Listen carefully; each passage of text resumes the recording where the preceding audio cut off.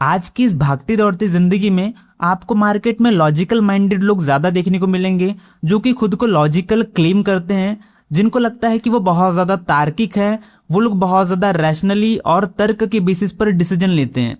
और वैसे लोगों को लगता है कि जो लोग भावनात्मक होते हैं या जो लोग इमोशनल होते हैं, उन लोगों की अपनी इच्छाओं पर कोई खास कंट्रोल नहीं होती है, वो लोग अपनी भावनाओं में बह जाते हैं। ऐसा उन सो कॉल्ड लॉजिकल माइंडेड लोगों को लगता है। तो यहाँ पर मैं क्लैरिफिकेशन देना चाहूंगा कि ऐसा नहीं है कि इमोशनल होना लॉजिकल होने से बुरा है, क्योंकि लॉजिकल लोगों को यही लगता है कि इमोशनल होने से बेहतर है लॉजिकल होना, जबकि ये बात पूरी तरह से सही नहीं है।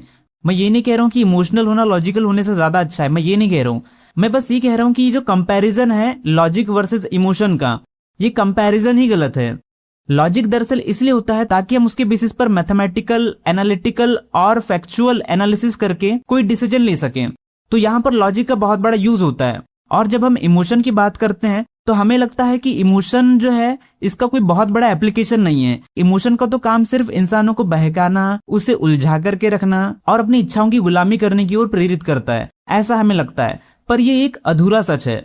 एक्चुअली बात यह है कि हम लोग ये चीज भूल जाते हैं कि ह्यूमैनिटी को बेहतर बनाने के लिए और इंसानियत को जिंदा रखने के लिए लॉजिकल थिंकिंग के साथ साथ इमोशनल इंटेलिजेंस की भी जरूरत पड़ती है। और इमोशनल इंटेलिजेंस तभी विकसित हो सकती है जब कोई इंसान इमोशनली अवेयर हो, जो एक्चुअल में इमोशनल हो। क्योंकि जो इंसान इमोशनल है वो इंसान इमोशनली इंटेलिजेंट हो सकता है, क्योंकि इमोशनल इंटेलिजेंट होने के लिए बहुत जरूरी है कि आप एटलीस्ट इमोशनल पहले हो, तो जाकर के इमोशनल इंटेलिजेंस डेवलप किया जा सकता है। जिस तरीके से हम लोग लॉजिकल थिंकिंग को या लॉजिकल इंटेलिजेंस को तवज्जो देते हैं, ठीक उसी तरीके से हमें इमोशनल इंटेलिजेंस को भी तवज्जो देना चाहिए। और जहां तक मेरी अंडरस्टैंडिंग है, इमोशनल इंटेलिजेंस ज्यादा जरूरी है लॉजिकल होने से, क्योंकि लॉजिकल होना वो इंसान को एक मैकेनिकल ढांचा प्रोवाइड करता है।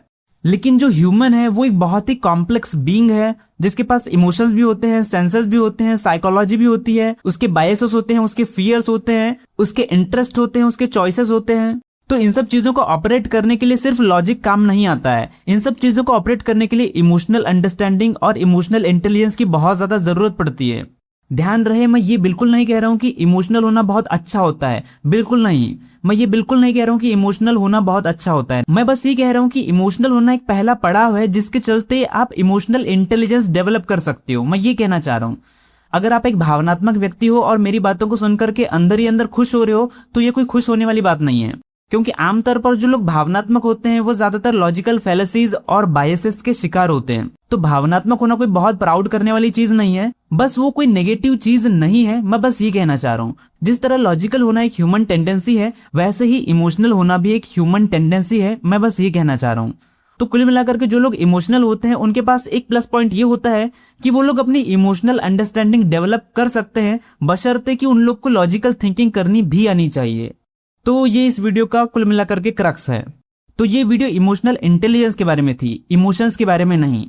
तो आई होप आपको आज के इस वीडियो से कुछ नई इन्फॉर्मेशन मिली होगी और आपके माइंड के कुछ आयाम खुले होंगे। बाकी इस पर अगर आपके कोई थॉट्स हैं, कोई सजेशंस हैं, तो आप मुझे कमेंट बॉक्स में शेयर कर सकते हो।